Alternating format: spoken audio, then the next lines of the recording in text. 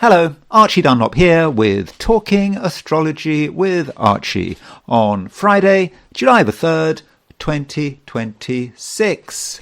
Today there is a quincunx between Jupiter in Leo and the true node, which is in Pisces.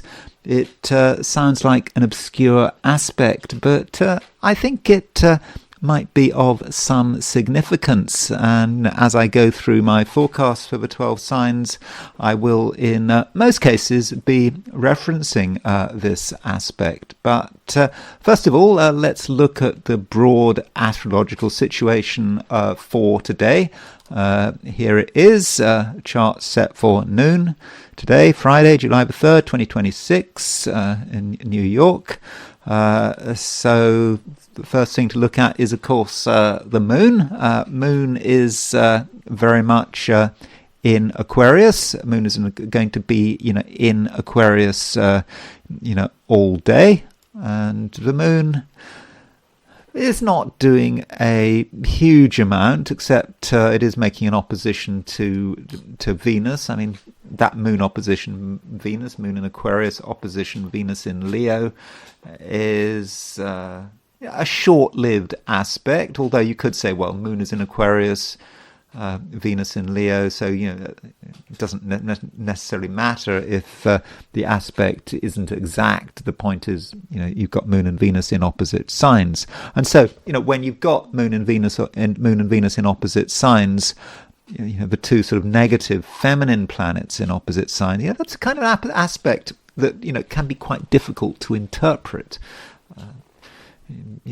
Because there's just a sameness between moon and Venus, both being sort of feminine negative planets, but in positive signs, Aquarius and Leo. Now it could be with moon opposition Venus, but you think about Venus connected to relationships, that there could be a lack of ease when it comes to certain relationships. Moon in Aquarius has a certain objectivity to it, likes perhaps to be somewhat detached, whereas Venus in Leo, wanting attention. Who wants attention? And Moon in Aquarius kind of doesn't want to give Venus attention, and so Venus might get upset. So in any one-to-one relationship, perhaps that's a question you need to ask. Who's looking for attention?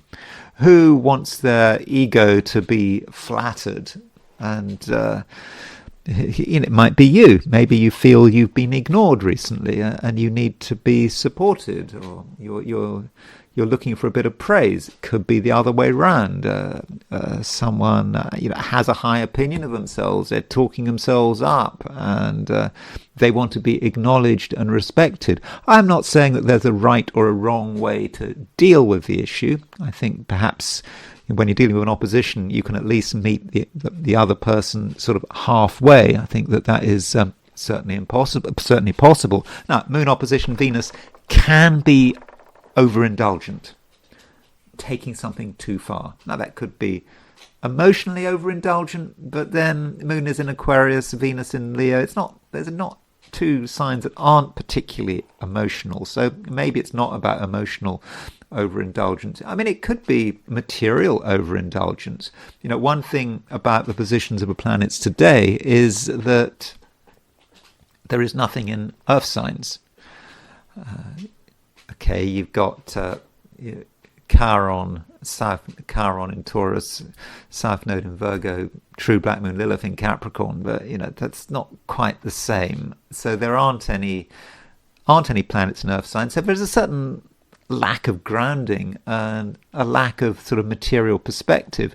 And so when you throw in moon opposition Venus, it could be that some people just want to just spend without really thinking about the consequences, because there is no Earth. And in some quarters, it might be a time of sort of high expenditure, perhaps in the US, when you're thinking about, celebrations of the 250th, anniversary of the United States' independence. And so that is something perhaps we need to be slightly aware of. So if the issue of expenditure comes up, particularly unnecessary expenditure, I would be careful. If in doubt, don't buy it. Might seem the right thing to do. You don't want to seem mean. You don't want to you don't want to spoil the fun, spoil the party. But no, I think probably excessive expenditure is really unnecessary, and you don't want to create at the same time you don't want to create an unnecessary conflict. It could happen. So that's one thing going on. We also have a square between Mercury and Zeus. Now, I don't normally mention hypothetical planets in this part of the video. I mean, I try to de-emphasize them. I don't want to create unnecessary confusion. So when we're talking about hypothetical planets, so the Uranian school use 8 hypothetical planets. Its founder Alfred Witter came up with the first 4, and one of those 4 is Zeus, and Zeus, is connected with Jupiter. I mean, but as the name would suggest, but it's the more thunderous aspect of Jupiter. The sort of the lightning, the sudden action. And so let me just show you this aspect.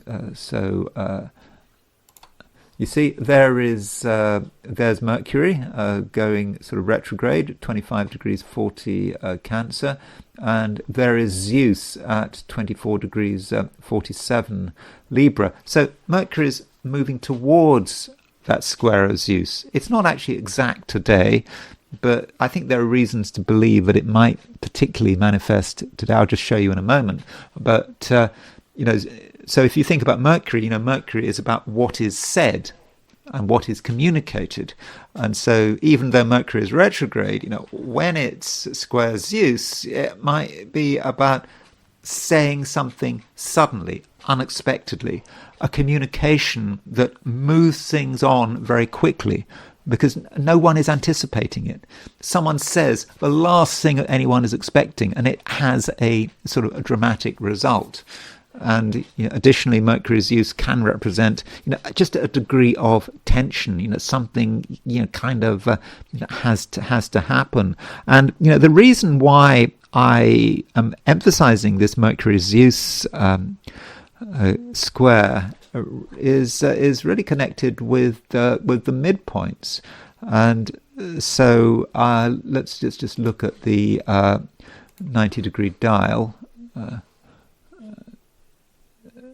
Okay, so here is the 90-degree dial, and we're going to put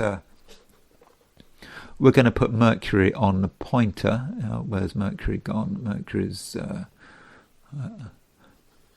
Mercury is I've lost Mercury. There's Mercury. So we put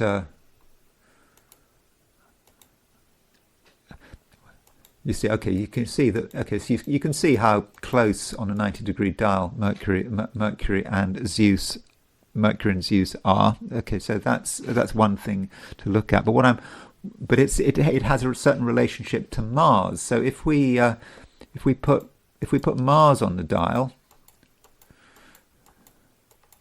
Mars. Don't forget, Mars is pretty close to Uranus right now. And so Mars is on the Sun Mercury midpoint. It's also on the Sun Zeus midpoint. Mars is how we apply our energy. And so we know that Mars is conjunct Uranus anyway. So it is a very energetic time. So with this Mars-Uranus conjunction on the Sun-Mercury and Sun-Zeus midpoints, this might represent really strong words.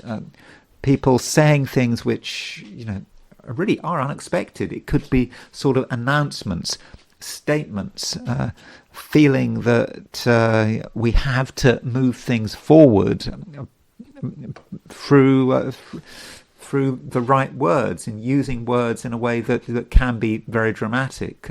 So this might say something about not just what's going on today, but what's happening as we move into the weekend.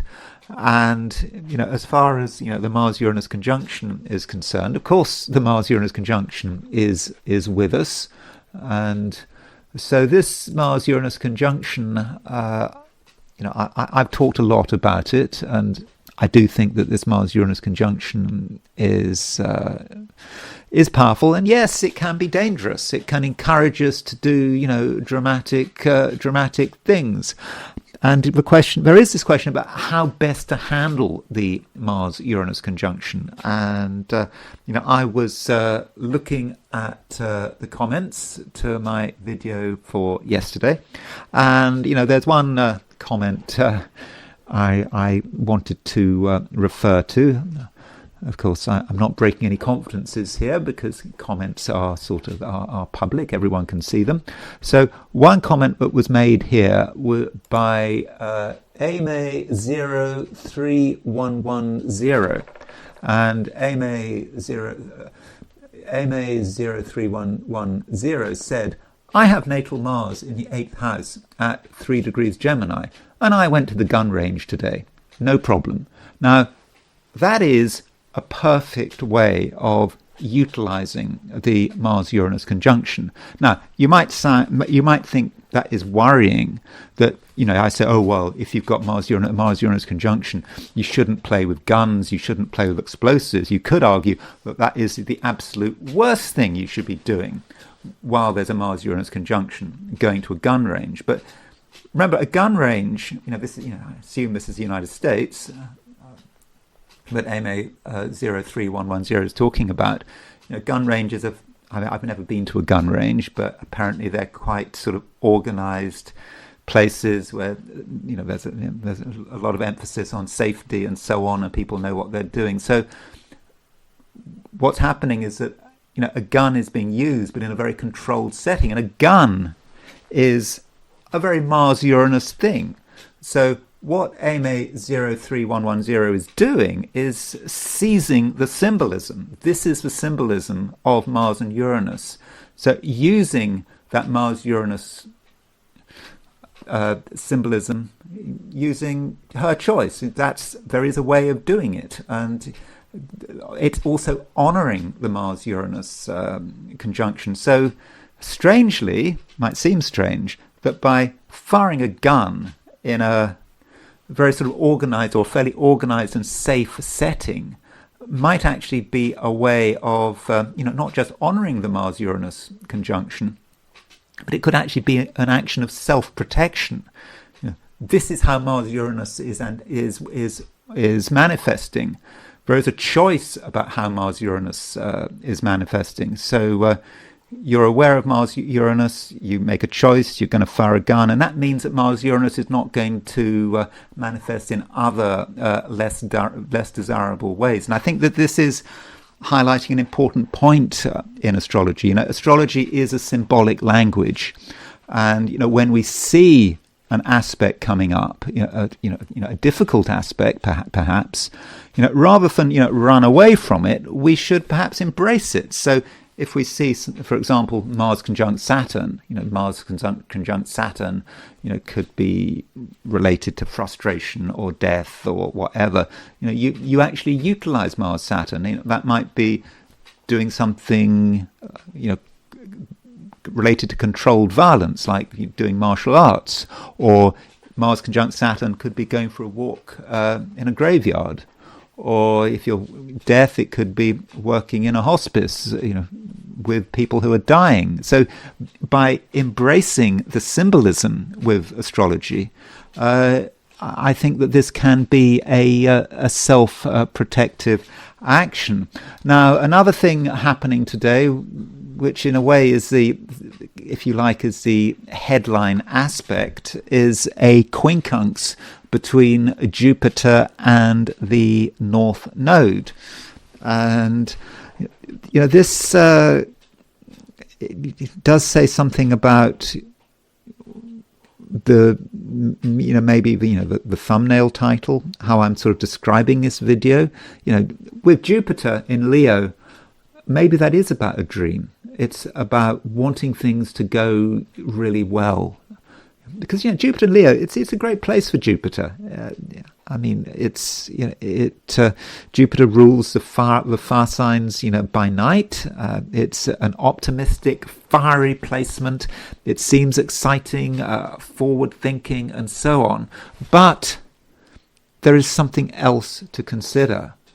What could upset the dream if we regard Jupiter in Leo as a dream? Okay, it might not be just a dream. It might be just our sort of creative self-expression. But if we don't consider the North Node in Pisces, then something might go wrong, or it might all seem rather unsatisfactory. And the North Node, it's still in Pisces. Okay, it will go into Aquarius, later in the month. But while it's in Pisces, while it's in a water sign, that is the way forward. And Pisces is about sort of sensitivity. It's quite an emotional placement. And so what it's kind of saying is, there may be things that we really want to do, that we can do. We can have fun, Jupiter in Leo. But with that quincunx in Pisces, there's something else we need to consider. Whatever we're doing, we need to have a certain sensitivity to us. We need to keep one emotional eye open. We need to be aware of how the emotional situation is changing, what other people are not just thinking, but also what other people are feeling. Because if we become oblivious to the emotional environment, then we may not be able to achieve our dream. We may not be able to find the happiness we are looking for. It may be that things can go wrong simply because of passing insensitivity. Okay, it may not be our insensitivity, it may be someone else's insensitivity, and it's no one's fault necessarily, but awareness, emotional awareness, is going to be really, really important. Maybe not just today, but over the weekend, because when you're dealing with a quincunx, it's not like you have to do one or the other. Just focus on Jupiter, on North Node in Pisces, and let's forget about all the fun you can have with Jupiter in Leo, or likewise, focusing on Jupiter in Pisces and on Jupiter in Leo and forgetting the emotional side. The two things have to be, incorporated, and they're actually maybe the right way of placing them. So you've got two energies that, at first sight, seem incompatible, can be brought together, can be integrated. And so there is in a way quite a lot going on today. It doesn't seem to be that way, but I think the main thing is to be aware of some of the big aspects. It's not just, of course, Jupiter quincunx, the North Node. It's also that the fact that Mars conjunct Uranus is almost with us. And then, before I look at the 12 signs, I just want to look at the picture for Australia, and also the heliocentric view, because I think there's something brewing heliocentrically that we need to pay attention to. So as far as the picture for Sydney, Australia is concerned, here is a chart. The moon is in the middle of Aquarius, and it's making a sextile to Saturn. So this sextile to Saturn, it's probably not going to be of much significance if you're in the Americas. But if you are in Australia or New Zealand or East Asia, then it may be a very moon sextile Saturn day. You needn't worry about the moon opposition Venus. And moon sextile Saturn is it's not an exciting aspect, but it's quite grounding, and from a relationship perspective, it's useful. It brings things down to earth, and I think that it can be quite constructive. And then there is the heliocentric view, putting the sun at the center of the solar system, and we do actually have a grand cross, arguably. So the grand cross goes like this, is that we have Jupiter-Pluto opposition, heliocentrically. I've been talking about this Jupiter-Pluto opposition for the last week or so. We also have a Jupiter-Pluto opposition forming geocentrically, because Jupiter's now moved into Leo, but heliocentrically the Jupiter-Pluto opposition is exact. And it's really about wanting to push things further, wanting more, wanting things to work out in the best possible way. And we're certainly not satisfied with the way things are. Yeah, things could always be better, and it might be about using a fair amount of energy and force, especially when you look at Venus and Mars. So you look at Venus. Venus is applying to a square of Jupiter, a square of Uranus, and Mars is at 7 degrees Taurus. Okay, Mars is separating from Jupiter and Pluto, but it's still close enough. So you can see this. You can see this grand cross. And so I think that with this heliocentric grand cross, there are forces out there that are looking for change and are not happy. Things could be better. People are, I think, desperate to transmit their message and to get people to do things, their way. And would it affect us as individuals? Well, if we are involved in anything where we are heading for perfection, where we want perfection, then we might start to tune into this grand cross, because it's just it needs to be better. And with Venus and Mars involved, that might be talking about publicity. It might even be talking about propaganda, the propaganda war. Propaganda wars are taking place at many different levels. They're taking place, at the level of the nation. They're taking place on the nation of the level of the globe. Maybe in your own community, maybe in your own family. There's always someone trying to advocate for their own interests and wanting to be in control. So do think about this heliocentric grand cross, because you could argue, in fact, that this heliocentric grand cross is the main event of the day. So now I want to turn to the 12 signs. So these are my forecasts for the 12 signs for today, which is Friday, July the 3rd, 2026. Aries. One problem about doing daily horoscopes, as opposed to weekly or even monthly horoscopes, is that a lot of things just don't change from day to day. So in terms of, for example, yesterday, Thursday, and today, Friday, is there a huge difference?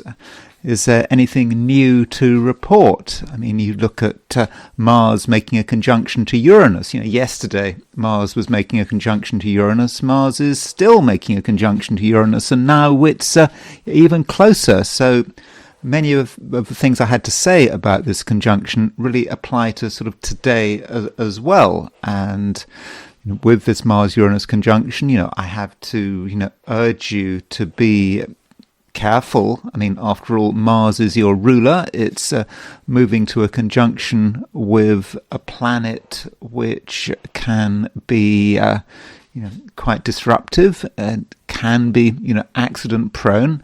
So, don't rush into anything. But that doesn't mean to say that you should do nothing. And you do have a choice. I mean, in a sense that you can decide how exactly you want to use the Mars-Uranus symbolism. And it could be argued that if you just ignore Mars and Uranus, you kind of pretend that Mars and Uranus aren't there, then Mars and Uranus might sort of creep up behind you. They might suddenly manifest in a way that you hadn't anticipated. On the other hand, if you tell yourself, hold on, there's a Mars-Uranus conjunction, so let's use it, let's do something dramatic with it, then that is, I think, the right approach. You can make a choice about how you are going to use this aspect. And so if you do something that is very Mars and Uranus. I mean, it could be as simple as, watching a film, which might be very violent. So you watch a Mars-Uranus film. I haven't watched a film for a very long time, but you do something that has a lot of bangs and explosions and so forth. That might be the perfect way of getting involved in the Mars-Uranus conjunction and its imagery. Or, I don't know, if you're into video games, playing a super violent video game could be a very Mars-Uranus thing to do. And what you don't want to do is just think you're going to be fine and just do something that might have the potential to be problematic, particularly if you're feeling angry. Anger it could be a real problem here. So if you're feeling angry about something and then you do something that is potentially dangerous, I mean, I don't know, it could be doing something, I don't know, hang gliding. That would not necessarily be a good idea. I think it might be a very bad idea, or even just driving. If you're driving and you're feeling angry with Mars conjunct Uranus, well, that could be a recipe for disaster. On the other hand, this Mars Uranus conjunction, it is in Gemini, and Gemini is obviously a very verbal sign, and so I think right now you could be quite verbal. There are a lot of things that you would like to say, and if you want to stand up for your rights and you want to express your opinions, then now might be a good time to do it, especially if you don't care. In other words, if you don't care who you offend, if you're not trying to keep everything on a even keel, if you're ready to risk upset, then that might be the best way of dealing with it. And there may be times when it isn't always easy to get on with people. There is a opposition between the Moon and Venus. It seems quite a sort of interesting opposition, when you've got Moon and Venus opposition one another at the same time as you've got this Mars-Uranus conjunction. That might well say something about other people, how you relate to other people, and some people might be annoying. It could be, for example, that someone wants to do things their way, and they don't want to be told. And you, for some reason, might not be happy with that. You might feel that you have to express yourself. You have to give someone a piece of your mind. And as a result, there might be some uneasiness there. I mean, there could be arguments. And of course, it depends on the situation. So it is a day when things might not be entirely easy. And a lot of it is connected with this Mars-Uranus conjunction. Now, there is another aspect going on, which is a quincunx between Jupiter and the node.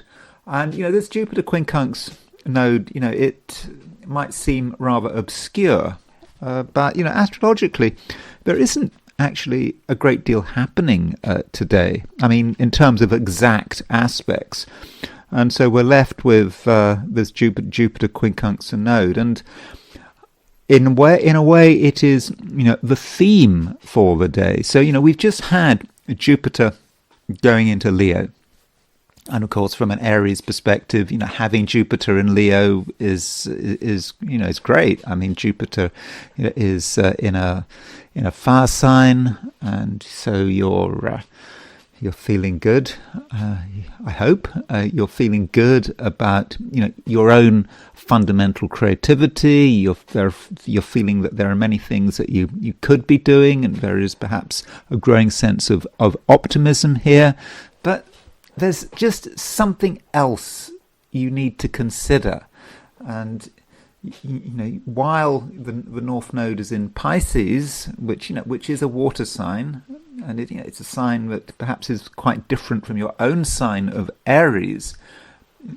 There is a place for reflection and for just trying to understand what's happening around you, and perhaps thinking about your own unconscious processes, and giving yourself a little bit of space, not feeling you have to be at the center of things all the time. So although you, I think at the moment, have a great need to be an individual, which is great, you have to think about other things. A bit of subtlety could go a long way.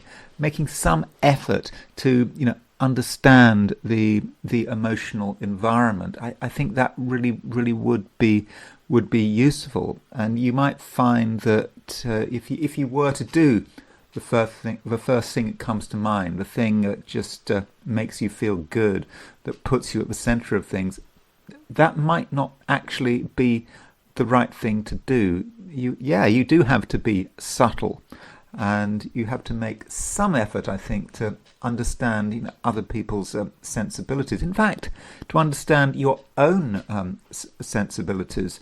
And finally, there is a sextile between the Moon and Saturn. This sextile between the Moon and Saturn, particularly strong if you are in Australia or New Zealand. More subtle if you're in the Americas. But Saturn is in your sign, and I think with Moon sextile Saturn, I think you have the capacity to create a sense of stability within your social environment. And I started off talking about Mars Uranus and how Mars Uranus could be quite unsettling, particularly if you allow that Mars Uranus energy to get out of control. But I do think that this Moon sextile Saturn, even if you're in California, you've still got Moon in Aquarius, Saturn in Aries, two signs that have a good relationship to one another. This Moon Saturn sextile just allows you to calm things down, even if you yourself might not always be feeling particularly calm. So a bit of self-reflection and understanding of what is happening around you, could go a long way. And just remember, you have a choice. You have a choice how to use the power of the Mars-Uranus conjunction. Taurus. The Moon continues moving through Aquarius, and in fact the Moon in Aquarius makes an opposition to Venus, which is of course your ruler. And so, having Moon opposition Venus, well, it's potentially quite a difficult aspect. And, you might feel that two things are at odds with one another. With Moon in Aquarius, I think that you do want to be yourself, and you want to move forward towards the achievement of some of your ambitions. I mean, I know it's a Friday. If you're in the United States, of course, it's the preparations for the big holiday. Tomorrow, Saturday, is of course the 250th anniversary of the Declaration of Independence, and so you're aware of the pressure, perhaps the pressure to do nothing, or the pressure to relax, moving into the weekend. But Taurus, you're not entirely comfortable with that. Not really. I think that with Moon moving through Aquarius, there are still things that you want to do. You feel that you feel that they matter, and you don't want to leave it until next week. And then, as far as the pressure is concerned, Moon is opposition Venus. Part of you really is slowing down. You want to become part of a weekend and not be the one that stands out. But still, there is something that just needs to be done. And so, Taurus, you perhaps have to think about, whatever it is that is left unfinished. And if you do it in your own way, then, it might not be 100% easy. You may feel that things are slow. There's a lot of, there is just a lot of pressure to do nothing.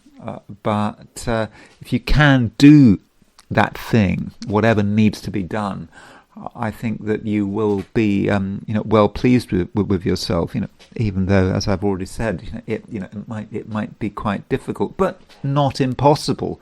I mean, after all, the moon is not just making an opposition to Venus; it is making a sextile to Saturn. And with this moon sextile Saturn, I would suggest that if you do feel that there is something that needs to be done, I would suggest that you do it as early as possible. It's just one thing you can do behind the scenes. Maybe no one else notices it, which could really make a big difference. It might not be obvious how it can make a big difference, but next week you may realize that you did yourself a major favor. Now, as far as this moon sextile Saturn is concerned, I think it's going to be available to everyone. But I think that if you're in, I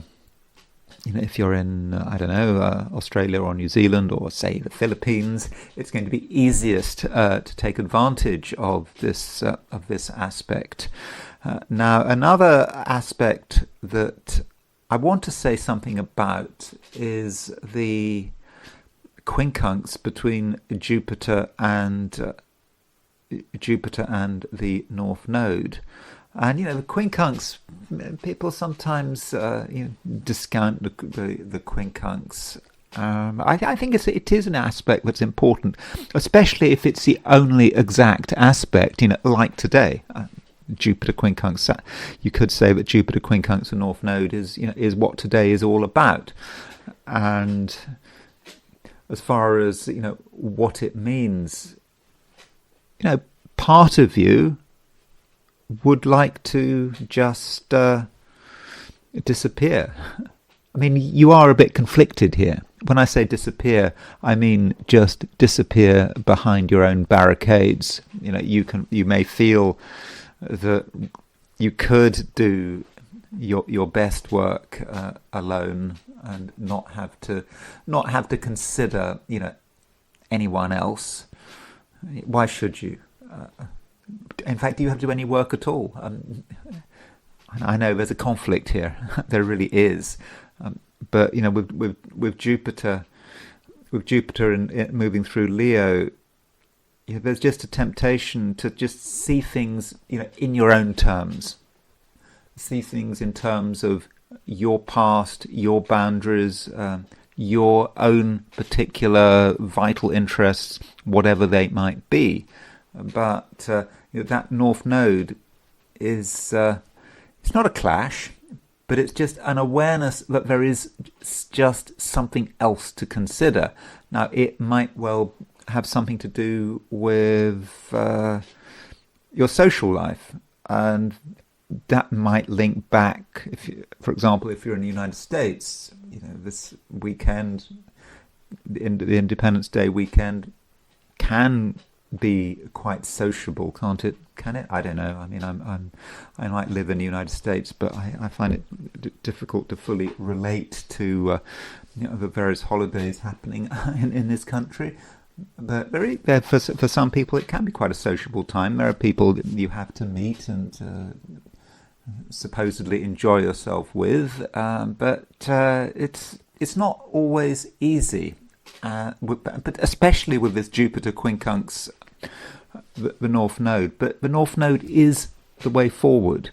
And if there are social opportunities, regardless of whether you're not in the United States, if there are social opportunities, you have to at least make some effort to understand what's going on, make an effort to be friendly, yeah, it might seem pointless. It might be the last thing you want to do, but there is a point, and that point is for you to work out. And with the North Node, it perhaps goes beyond the social.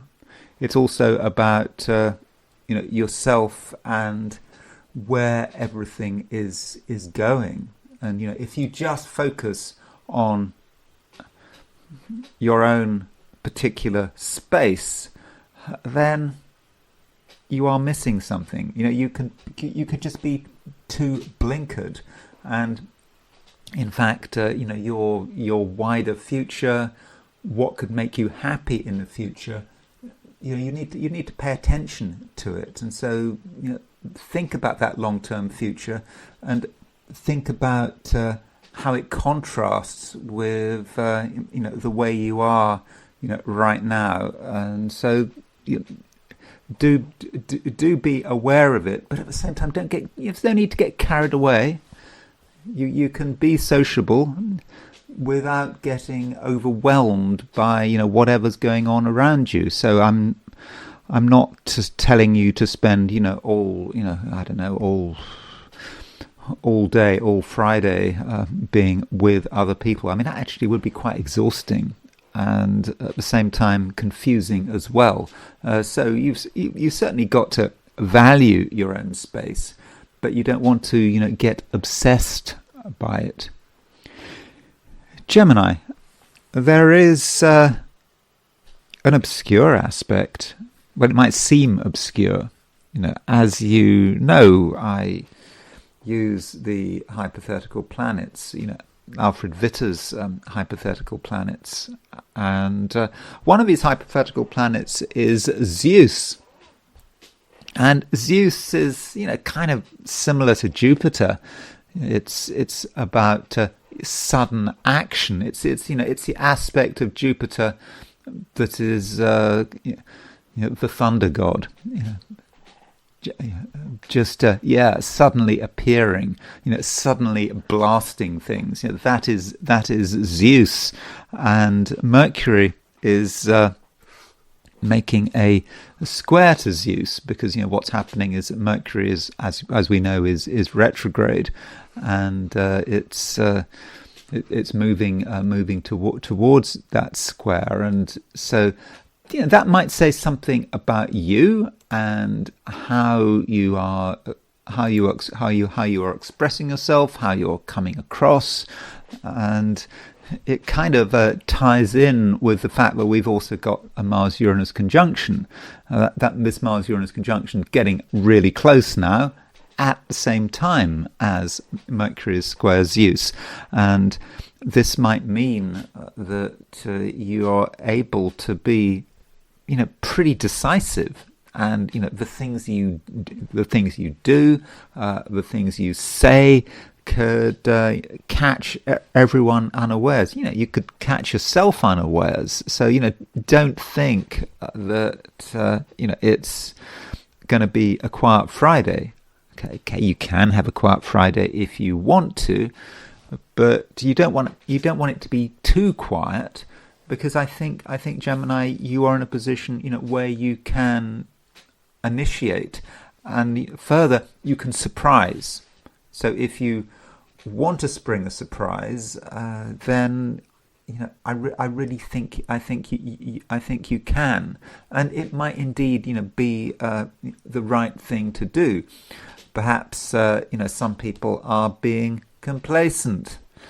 They just don't want to do anything, they don't want to push themselves, they don't want to think too much, and you could be the one to disturb everything. So in that sense, Gemini, you're quite a dangerous person. I mean, I don't think the danger need relate to yourself. I don't think you yourself need to get into danger, but you could certainly upset things, and think about what you say, because Gemini, all things being equal, is quite a verbal sign, and you can you can say what everyone is thinking, but is too afraid to express, and so in that sense, you are someone who really can move things forward. That's perhaps what people need, and as far as power is concerned, Gemini, I think that this is a time when you can very much assert your power. Being a Gemini, it's easy to overthink things, to not be precise, keep things to a fairly trivial level sometimes. But power does matter, and if you want to have an influence on people, you very much can. And in fact, Gemini, you can be something of an authority figure. You're the one who can be in control. You're the one that can tell everyone what to do. Now, this might seem completely alien to you. You might be thinking, Mercury's going retrograde. Mercury's going to stay retrograde until July the 23rd. Why bother? But just because Mercury's retrograde doesn't mean you just have to stop. And there may be moments when you really can assert yourself, like now. And so if you're not happy with the way things are, Gemini, then it doesn't have to be like that. It can be pretty much however you want, or at least you can make the effort. You can show your dissatisfaction. You can tell people how you'd like things to be, and yes, you can be quite undermining. Everyone else is relaxed and or trying to be relaxed. They think they've got it all sorted out, and then Gemini comes along, and you could spoil everything. And one aspect we do have today, which is an aspect I wouldn't normally put much emphasis on, in the sense of talking about it for pretty much all the 12 signs, is the quincunx between Jupiter and the North Node. And this quincunx for you, Gemini, does matter, and I think you need to think perhaps about what it means for the North Node to be in Pisces. Now, the North Node has been in Pisces for quite a long time, and it's about to move out, and it's about to move out of Pisces and go into Aquarius. Of course, I'm talking about the the true node. There's not a huge difference between the mean node and the true node, but I prefer to use the true node rather than the mean node. Usually there's a sort of a difference of about 1 degree between the two, and the nodes always go backwards. I think with the true node it sort of zigzags. Sometimes it seems to go forward and then backwards, but in the general flow of the North Node indeed of the nodal axis is backwards. And so while the North Node is in Pisces, this is a time, Gemini, to be thinking about where you want to go, and it's about thinking perhaps about your path forward, and maybe even what you do in public, how you develop your ambitions in a public setting. And so it is the way forward. But then it's quincunx Jupiter, and so when you've got a quincunx, you're trying to bring together two things which are not necessarily compatible, at least not immediately. And so, Jupiter, you've got Jupiter in Leo. So Jupiter's just gone into Leo. And so, Gemini, you're probably still getting used to Jupiter in Leo. And, Jupiter in Leo, for you, Gemini, has got a lot to say for itself. Jupiter in Leo has disadvantages. So far I've talked about some of the advantages of having Jupiter in Leo. I think the disadvantage of Jupiter in Leo might be that, at least for you, Gemini, it just could focus on things which are a little bit trivial. And remember, Jupiter's going to be in Leo for over a year, until July of next year. It can focus on things that are quite minor, irrelevant. They seem important. They seem to be worthy of your attention. And they might all be very interesting, but where exactly is it going? And with Jupiter quincunx the node, you may be aware, if you are aware. I mean, it just might be that you don't notice it. You're getting carried away with the build up to the weekend, and you just are getting caught up in things which are not particularly important. And you do that, or there could be a lot of toing and froing. You move, you go here, you go there, maybe short distance traveling, and you do that.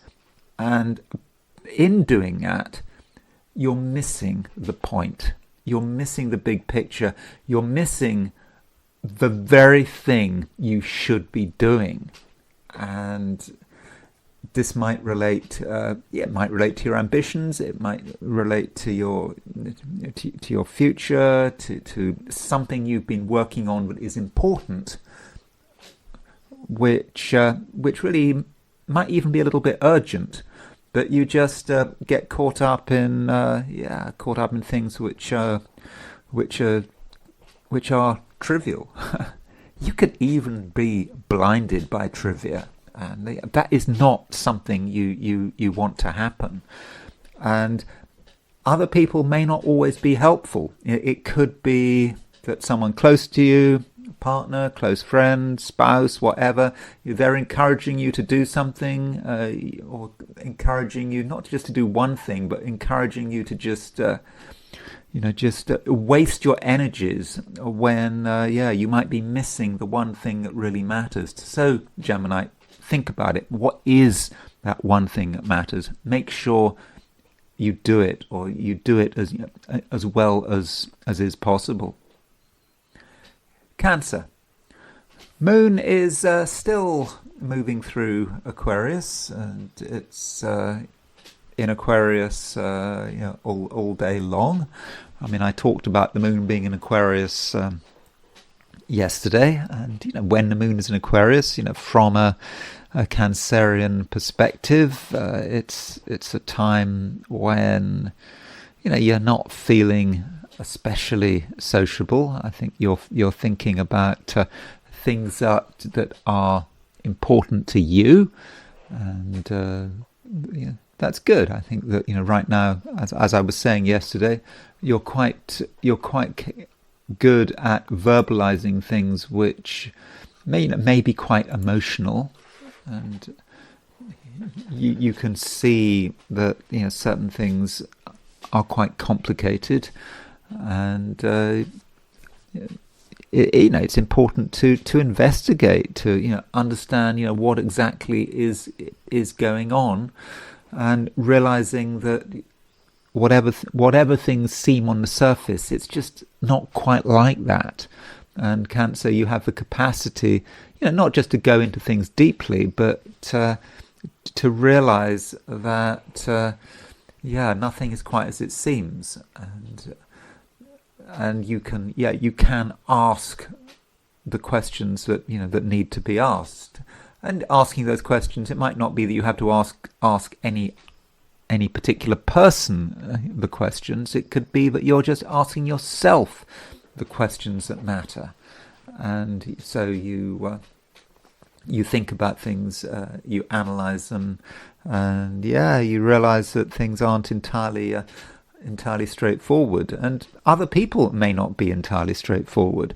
One aspect we have today is an opposition between the moon and Venus, and you could say that Venus is a universal significator of other people, of relationships. And so with moon opposition Venus, it just does occur to you that some relationships are not easy, that there are differences of opinion, or that there's just a general feeling of incompatibility. I mean, passing incompatibility. This is the moon. The moon is a fast-moving body, but just right now, with the moon making that opposition to Venus, you can see how you and other people, are different, and this aspect, is going to be, particularly strong. I don't know if you're in the Americas or Europe. Yeah, I mean, there's not going to be a huge difference there. If you are in Australia or New Zealand, it might not be such a big deal, this moon opposition Venus, because we also have moon sextile Saturn, and now this moon sextile Saturn, from an American perspective, took place yesterday. Yesterday on Thursday. But if you're if you are in Australia or New Zealand, that moon sextile Saturn is still very much in force, and that moon sextile Saturn is quite a stabilizing influence. So I think if you are in Australasia, then relationships may be less problematic than they might be in other parts of the world. I mean, moon sextile Saturn is quite a constructive aspect, but the moon is still in Aquarius, Saturn's still in Aries. So if you do feel that relationships are an issue, but you are aware of incompatibilities, perhaps you're in America, remember also that the moon and Saturn are in complementary signs. So however much you might feel that you're different from another person, that another person is working in a different way from you, there is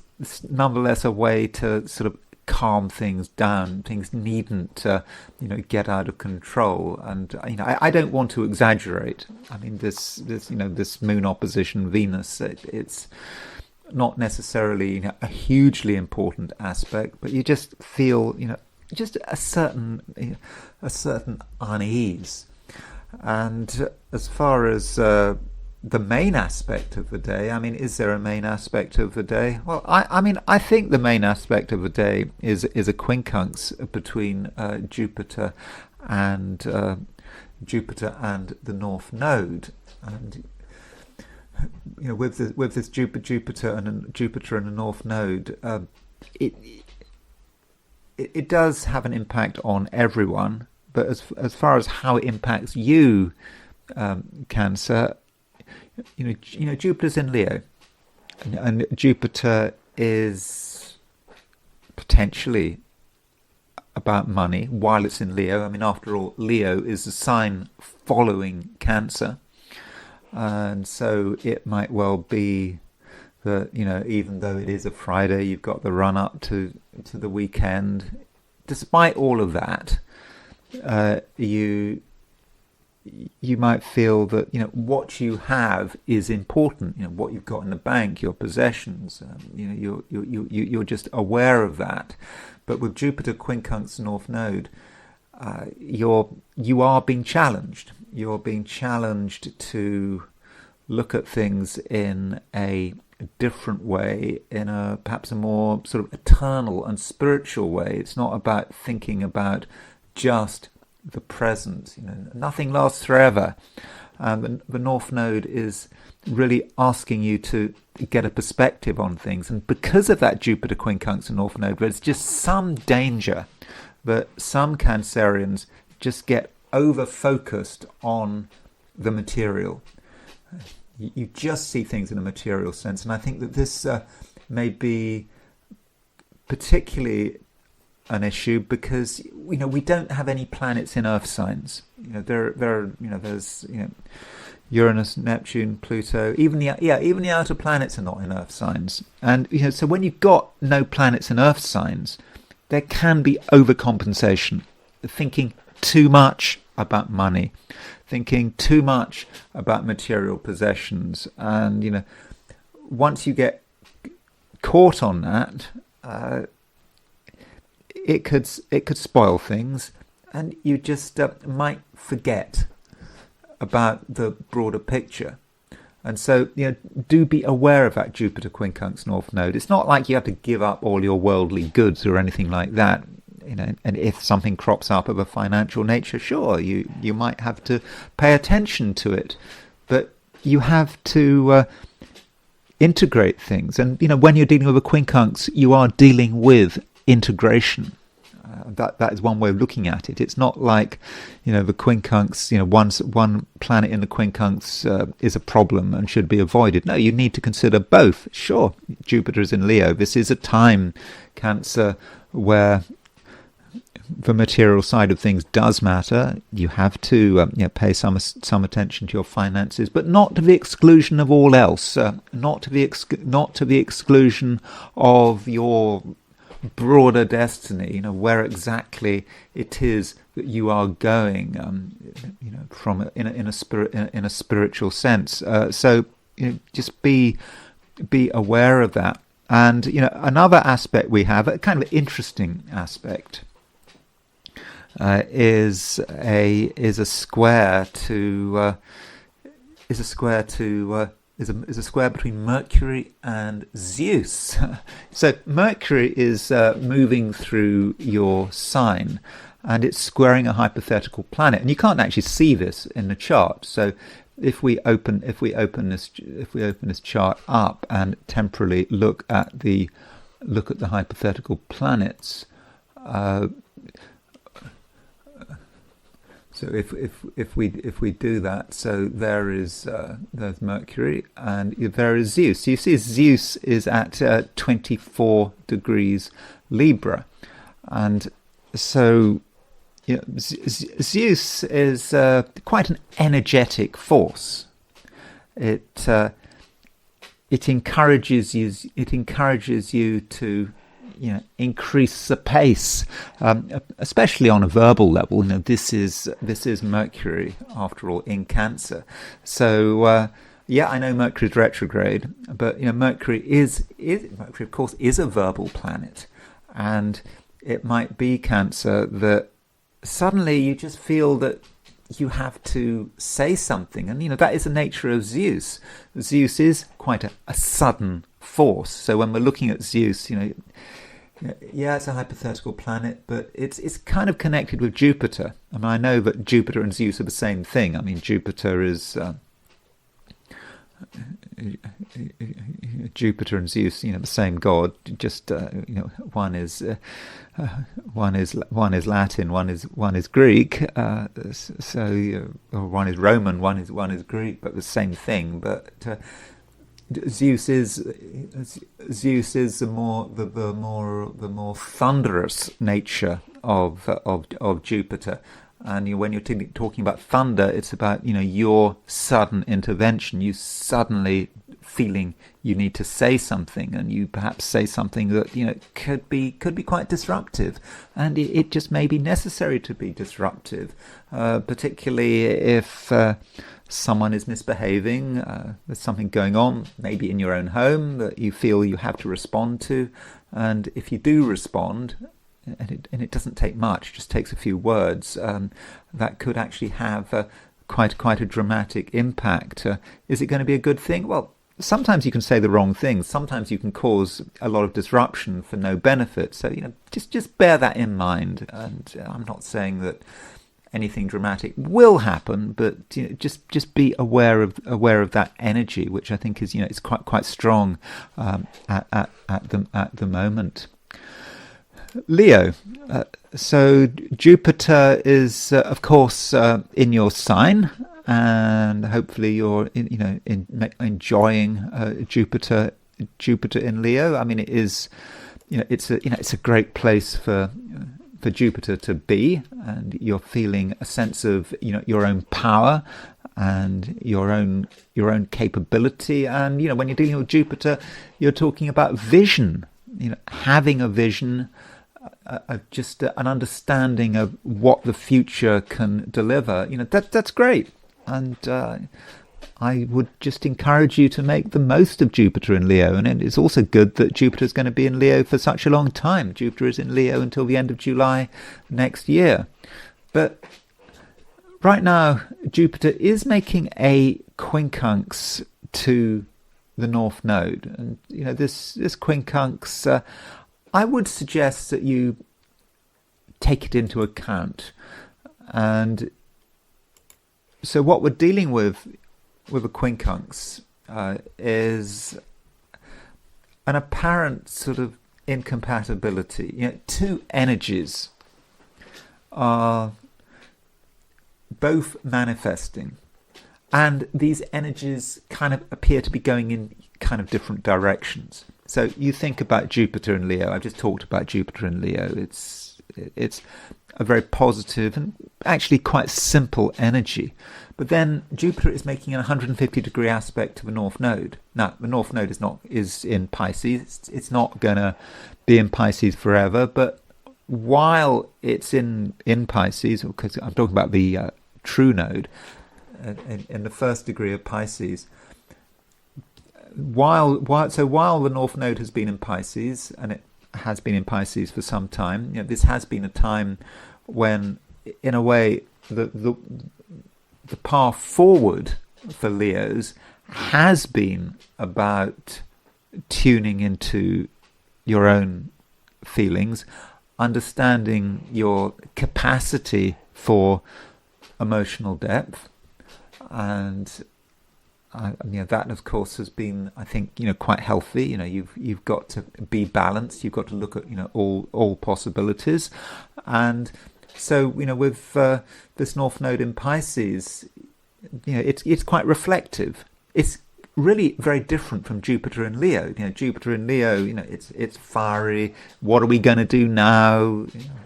It's all about happenings and things coming together, and the quincunx is just asking you to take something else into account. Take into account the emotional environment. Take into account, for example, emotional complexity. Not just your emotional complexity, but the emotional complexity of everything else going on around you. And it's not just about emotions. It might be about things going on under the surface, maybe in quite a material way. I mean, the sign Pisces in the Leo chart can be about complicated money, money that is shared with another person, trusts, legacies, agreements, and Jupiter and Leo doesn't want to bother with that. We want to just enjoy life, and we want to really make the most of it, and just be powerful and make an impact. But if you forget those details, those complicated and emotional details, well, that could trip you up at a later stage. But you shouldn't regard it as being either or. And I think that is the key point about the quincunx. It's not quite like an opposition. It's a more unwieldy aspect than an opposition. And so, by all means, be yourself, be fiery, be dynamic, but at the same time, incorporate something else. Incorporate that emotional subtlety. Incorporate a capacity to look below the surface. And while this is happening, the moon is moving through Aquarius. It's still moving through Aquarius, and the moon is making an opposition to Venus. So moon opposition Venus, across the main axis of your chart, might well indicate a time when certain relationships do matter.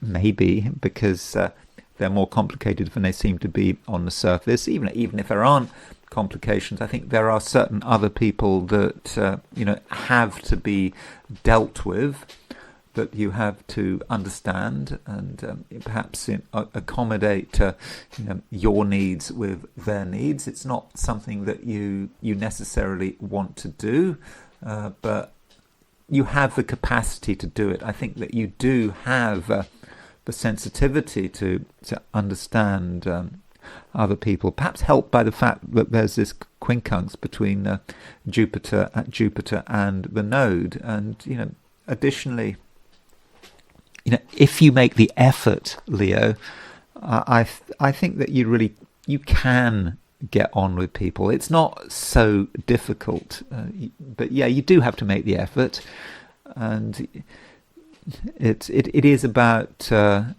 showing some reflection, not feeling that you always have to put your own interests, your own ideas first. Just give people a bit of a chance to respond. Give them a chance to express themselves, to express what they'd like to do, their opinions, and so forth. And you do that, and you'll be fine. I mean, don't worry. One other thing, Leo, I talked about it yesterday, but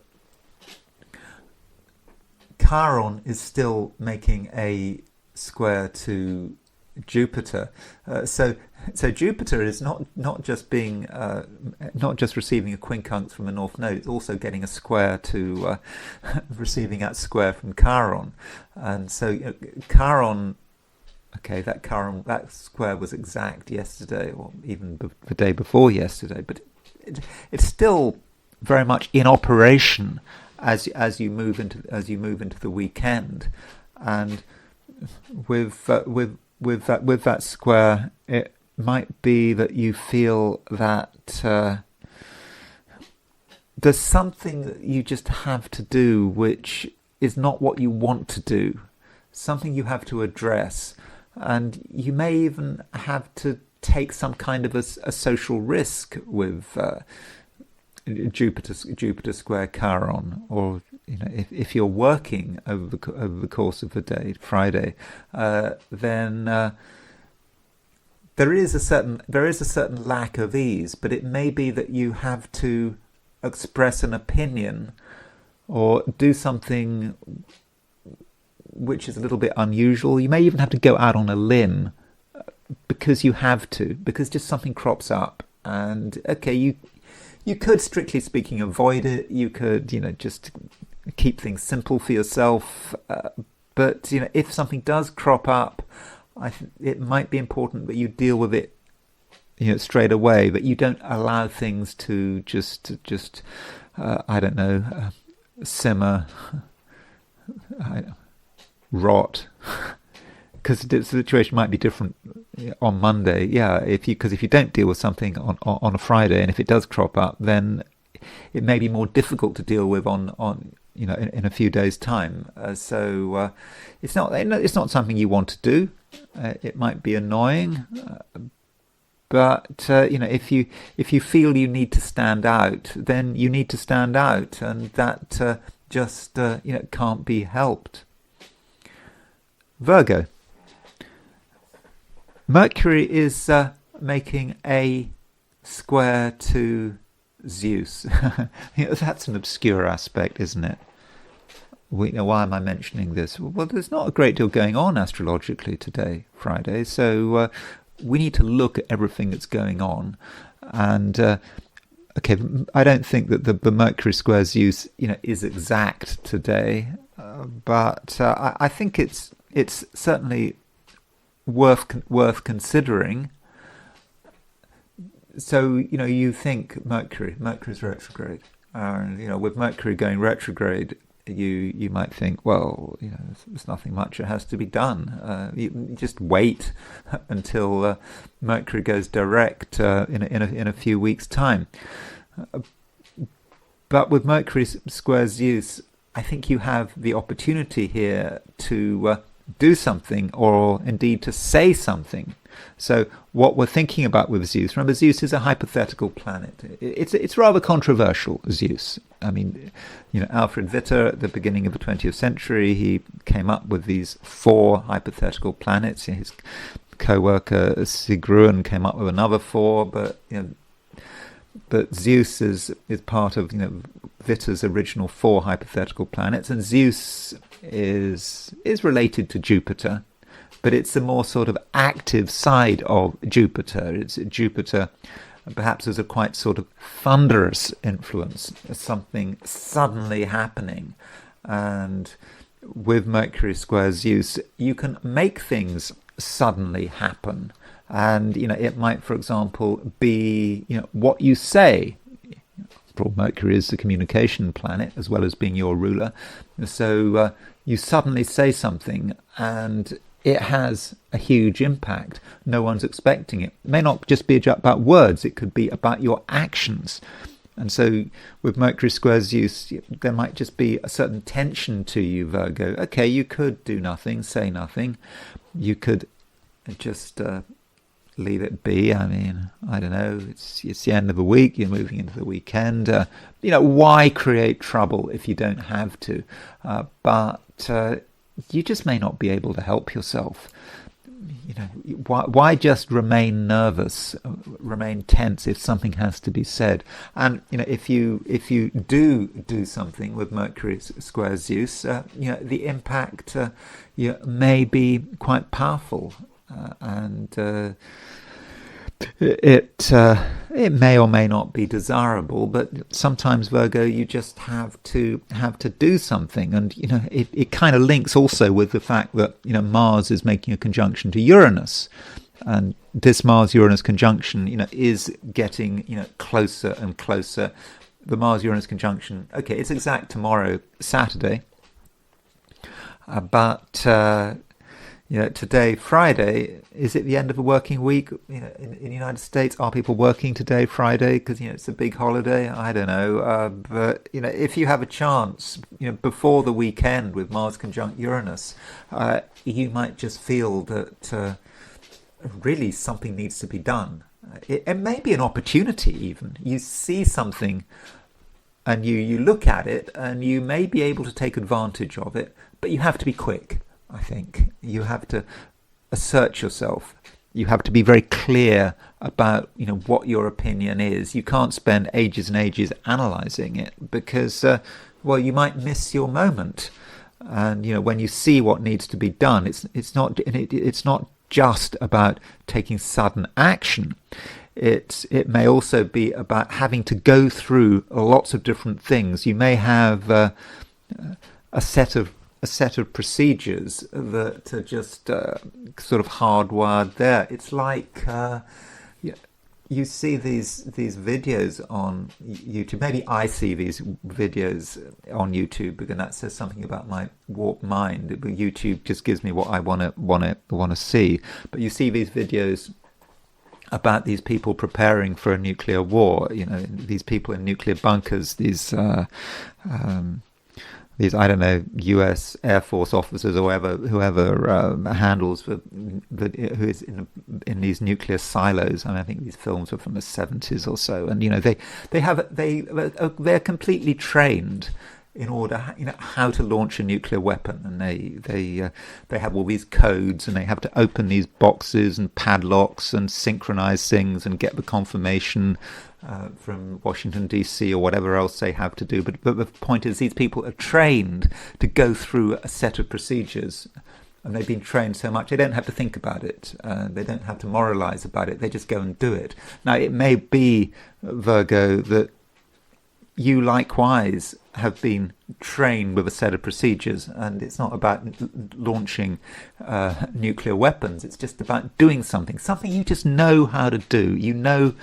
All the steps that need to be taken. It's just, maybe it was learned years and years ago, and it might be rather like that something crops up, there's an opportunity to benefit yourself. It could be an opportunity to do something special, to do something to help another person. But whatever it is, you have learnt all the procedures, and you can do things very, very quickly. It's kind of muscle memory. You don't have to intellectualize it. It's all there for you. And this means, Virgo, that you can actually act very, very quickly and very, very effectively. And you shouldn't worry too much about Mercury going retrograde. So maybe Mercury going retrograde, okay, it's a longer term thing. But as far as today is concerned, I wouldn't worry about it. I think you can act in a way that is very, very decisive and is useful for everyone, including you. Libra. It seems a fairly straightforward day. Moon moving through Aquarius. That is a sign, Aquarius, which relates pretty well to your own sign. And so over the course of today, you may feel that you can largely do what you want, and it doesn't seem as if there will be many complications. But there are a few things going on which maybe you should be aware of. Yeah, the moon does move through Aquarius, and as it moves through Aquarius, it makes an opposition aspect to Venus. And with moon opposition Venus, you might want to be thinking about the kind of pressures that are being placed upon you. Sure, you would like to do things your own way. You'd like to, make your own choices.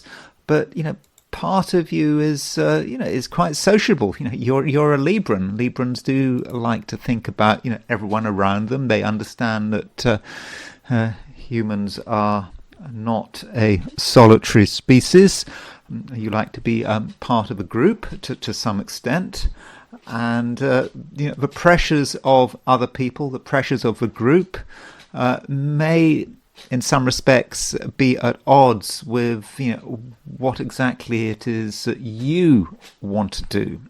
So it's important that you make some effort to put your own interests first, because if you get heavily involved with other people and you spend time listening to them, talking to them, you could just find yourself being very confused, not quite knowing what to do, and it might be difficult to make the right decisions. At the same time, we have a quincunx between Jupiter and the North Node. Now, this Jupiter North Node quincunx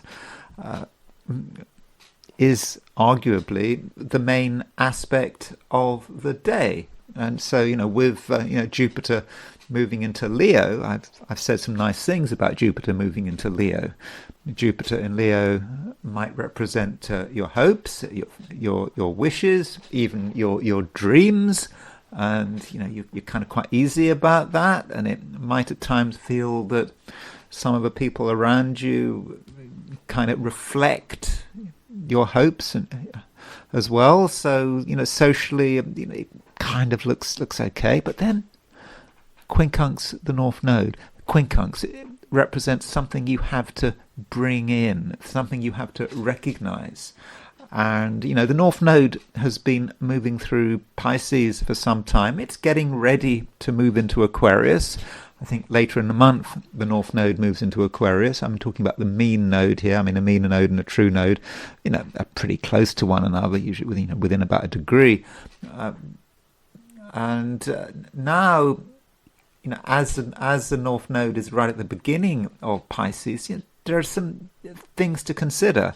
And before it moves into Aquarius, there are things that you need to sort out. You need to clarify. And it might just be, about sort of basic organization, making sure that you yourself, are properly ordered, that you've got everything, in place.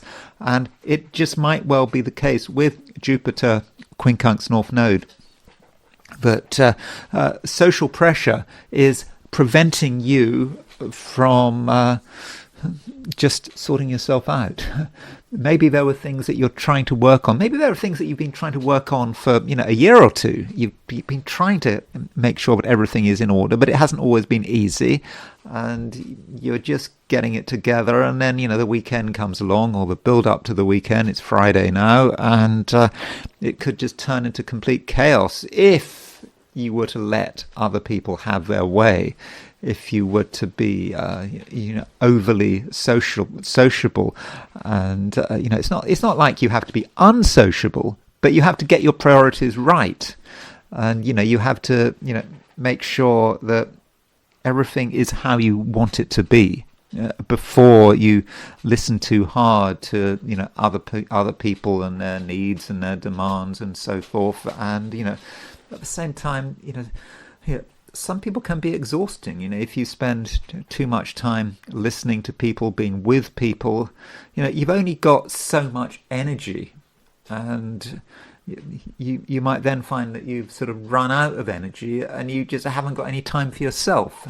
And so you could argue that Jupiter quincunx North Node is reminding you of your own limitations, and you realize there are only so many hours in a day, and you definitely have your own priorities.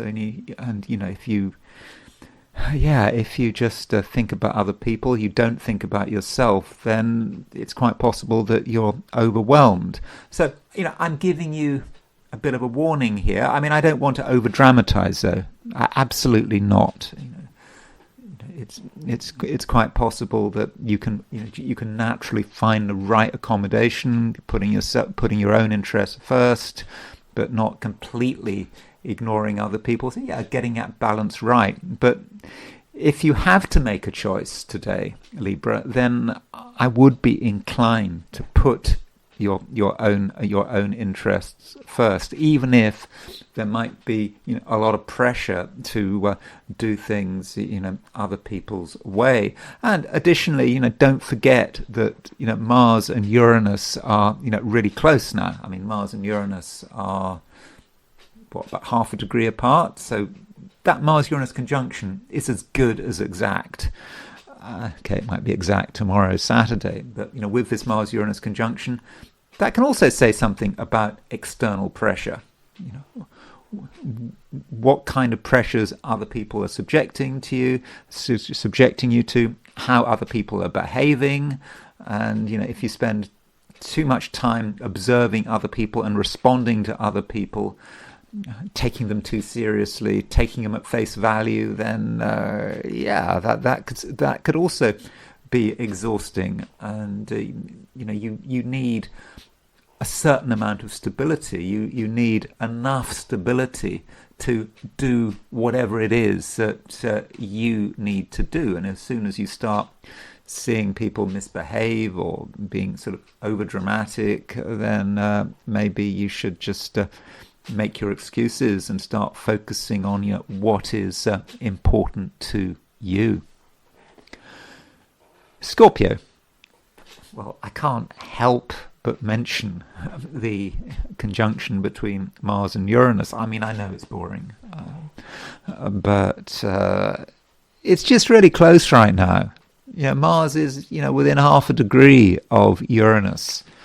And Mars is your ruler, and I kind of have to repeat what I say yesterday. Mars conjunct Uranus can be a dangerous aspect. It really can, and it can represent things going wrong, things happening which you really hadn't anticipated. And you might argue that if it can go wrong, then it could go wrong, will go wrong, but I don't want to, I don't want to scare you. I mean, there is a way of handling Mars conjunct Uranus. It's all about thinking about Mars conjunct Uranus, right from the beginning. So if you look at the Mars Uranus symbolism, what can it be about? Okay, one way of looking at Mars Uranus conjunction is to see it as being about an accident, a mishap, an explosion. But Uranus, is quite a rebellious energy.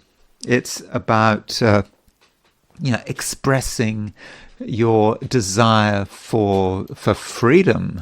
Especially as right now Mars is in fact not just making a conjunction to Uranus. It's starting to make a trine to Pluto, and it's things that are important to you.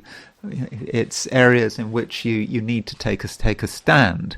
And so perhaps, Scorpio, you can anticipate the Mars-Uranus conjunction by expressing your freedom, your desire for freedom, and you do it being fully aware of the consequences. If you if you are independent-minded, yeah, you can be criticised. You might fall out with people, but at least you know what the consequences are.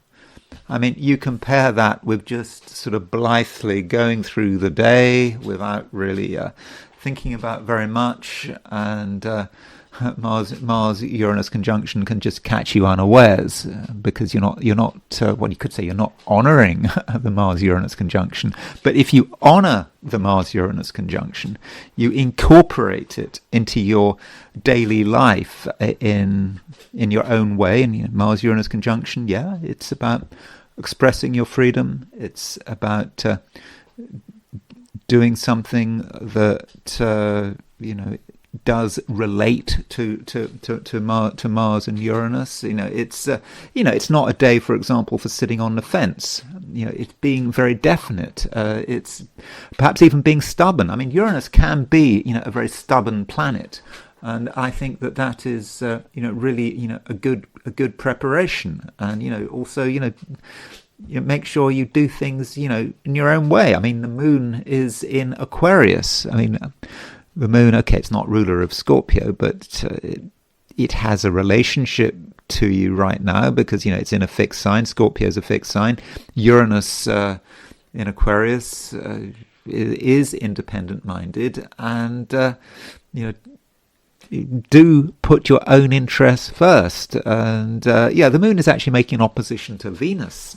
And that moon opposition Venus, it might say something about relationships. That's certainly possible, and it just might be the case that certain relationships should maybe be de-emphasized just for today, or maybe tomorrow as well. With this Mars-Uranus conjunction, don't feel that you have to spend time with any one particular person. People might have different priorities than you. They might be pressurizing you to do something that you simply don't want to do. And with Moon opposition Uranus, then just accept that. Although, okay, we could be talking about a challenge. There might be a bit of a challenge here, and ask yourself, what is that challenge all about? And of course, we've got Venus in Leo. We've also got Jupiter in Leo. And this Jupiter is actually making a quincunx to the North Node. So Jupiter and the North Node are making this 150-degree aspect. Now, if you have been listening to my videos over the last few days, you will know that I am incredibly positive about Jupiter moving into Leo for you. I think that it's great. And it's going to be in Leo for the next year and more. It moves out of Leo and moves into Virgo end of July 2027. So you've got plenty of time to understand Jupiter and Leo and to benefit from it, in a really sort of tangible sense. But, the quincunx to Leo is, the quincunx to the North Node is giving you a slightly different view. And, the North Node is in Pisces. And, it's okay, it's not going to be in Pisces for very much longer. It's very soon, later in the month, it does move back into Aquarius, because, of course, the nodes always move backwards. Okay, the true node does have at times go forward, but the general flow is backwards. And, it's great to be ambitious, to be thinking about, what is important to you. That's good. Having an aim. But the North Node is suggesting that there's something else that needs to be considered. And, North Node in Pisces, it's a very creative placement. It is a time for Scorpios, to be creative in a very real sense, and I don't mean that superficially, and it has been the case for the last year or two. Doing something that is not just important to you, but something that you enjoy, that you can sort of revel in, and you just have a sense of what it is that you can make happen, but is an essential part of who you are. With the North Node in Pisces, there's even a bit of there's some playfulness about it. Okay, Scorpio doesn't necessarily have a reputation for being a playful sign, but you can be playful. You don't have to, always take everything, super, super seriously. So in terms of your ambitions, the quincunx to the North Node suggests that, you've got to perhaps be a little bit more relaxed. So the pressure is to be more relaxed and to think not just about the targets, where you're going, but also to think about how you are going on this journey, and making sure that it is a really essential expression of actually who you are. So there's something for Scorpios to think about, and I think this quincunx, although quincunxes have a reputation of being a difficult aspect, I think that in your case, Scorpio, this quincunx is just encouraging you to enjoy life more, and perhaps to recognize that if you're enjoying something, then in fact that increases your chances of eventual success. Sagittarius, I have been talking about Jupiter quincunx the node, and this quincunx Jupiter quincunx node, it kind of stands out. I mean, it stands out today. Perhaps because there's a paucity of exact aspects, and Sagittarius, Jupiter is of course your ruler, and we know that Jupiter has just gone into Leo, and with Jupiter in Leo, I've been fairly optimistic about Jupiter in Leo. I mean, why not? I mean, Jupiter is, it is in a fire sign. It's about your capacity to just, move beyond everything, not to get caught up in small details. You don't. That's not nothing that that's nothing that you have to do. You just have to get a wider perspective, and it might be a time when you want to just expand into new areas, and also sort of link with the spiritual side of things. Apparently everyone is, at least other astrologers have been telling Sagittarians that this is a wonderfully spiritual time. And spirituality isn't everything. I mean, it's one perhaps can overstate the spiritual case. But yeah, I mean, what is spirituality? Spirituality is getting the broader view. You don't even have to believe in God to be spiritual. It's just going beyond yourself and beyond your immediate needs. And so that's good. That really is good. But one thing about what's going on at the moment astrologically is that there aren't any planets in Earth signs. You've got Chiron, South Node, True Black Moon, Lilith in Earth signs, but you've got no actual planets. Even the outer planets are not in Earth signs, and so there could be a certain lack of grounding here. It's all very well, having all these ideas and maybe even fantasies about how far you want to go, and it's all great, but you've got to kind of ground yourself.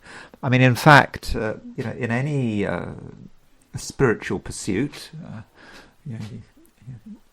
there's always that emphasis on grounding. That if you forget the element Earth, then you can be in trouble. You can completely lose touch with everything. That is why the spiritual, or particularly the occult path, can be so dangerous. It can be psychologically dangerous because you lose touch with with your grounding. You lose touch with your the ego has a role. You need some structure. You lose that structure, and well, just anything can happen. And and with that lack of Earth, that does matter. Then we've got with Jupiter, the fact that Jupiter is quincunx the North Node, and the North Node is in Pisces. North Node is about to move into Aquarius, but for the moment it's in Pisces. And Pisces, if you look at the Sagittarian chart, Pisces is at the bottom of this chart.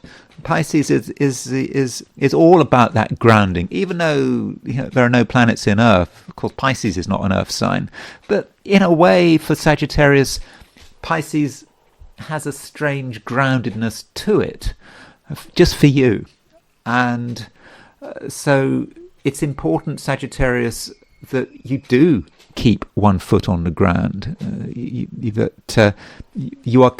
have to be tethered to the ground. I don't know, like a balloon.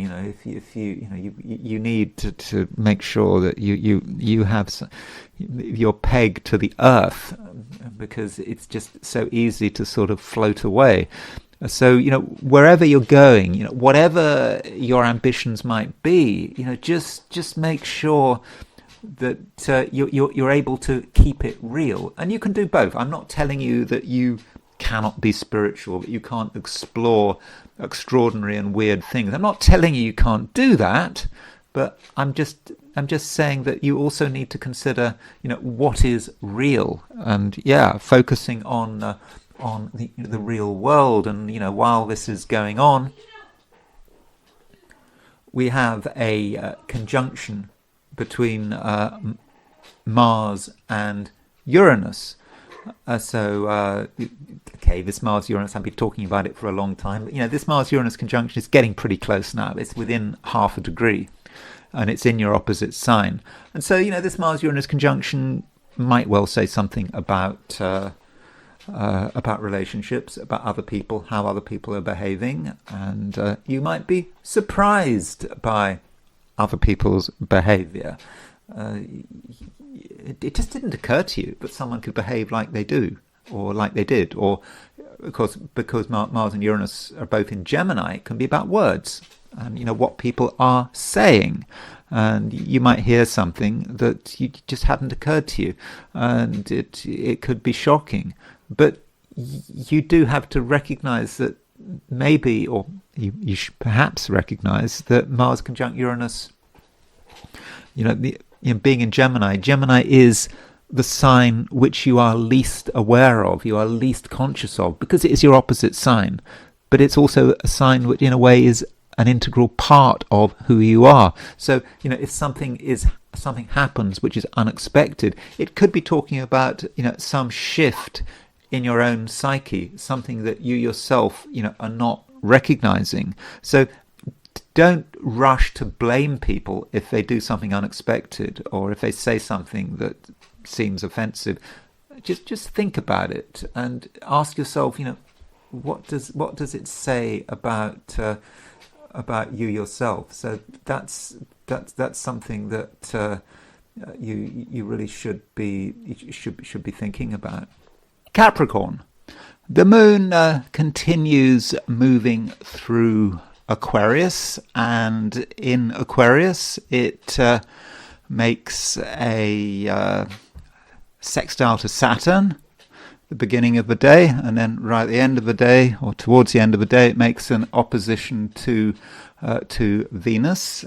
And so these two aspects are perhaps rather different, and it may to an extent sort of depend on time zone. If you are in Australia or New Zealand, the moon sextile Saturn may have emphasis, and if you're in the Americas, it'll be more about the moon opposition Venus. And moon sextile Saturn is quite a stabilizing influence, certainly as far as relationships are concerned. And so, if you're an Australian Capricorn, then you may really appreciate the stability created by that moon opposition, by that moon sextile Saturn. But the moon opposition Venus, I think that for most of us, even wherever we are, well, maybe not in Australia or New Zealand, but certainly in Europe and the Americas, I think that moon opposition Venus is probably a more sort of significant aspect. And so moon opposition Venus, yeah, it is an opposition. There is a certain tension there, and it may be that you feel that financially things aren't entirely right. There may be things going on financially that you don't necessarily feel comfortable with. Although, with moon opposition Venus, there is certainly a tendency in some quarters to spend too much money, or perhaps to be worried about spending too much money. And so as soon as the financial issue crops up, if it does crop up, then Capricorn, that may seem to be a cause for concern. And it's possible, Capricorn, that you feel that you have to say something. If something isn't right, it might even be your obligation. Perhaps just remind someone that resources are limited, and you can't just sort of go on forever. And moon opposition Venus, it's not just about money. It can be about overindulgence. It could be you being overindulgent. It could be someone else being overindulgent. But just someone just taking things just too far. And being a Capricorn, you're in a way, you're quite down to earth. Some Capricorns have a puritanical streak. There's nothing wrong with having a puritanical streak. You don't want to have sort of unnecessary frivolities, spending money on garbage, too much emotion, in the wrong places. That's not what is wanted. And at the same time as all this, there are no planets in Earth signs. So you've got moon opposition Venus at a time when there's not much, no planets in Earth, and that could just say something about the overall environment. There is a frivolity. People are just getting excited about nothing, being over emotional, and it's maybe something that you don't entirely appreciate.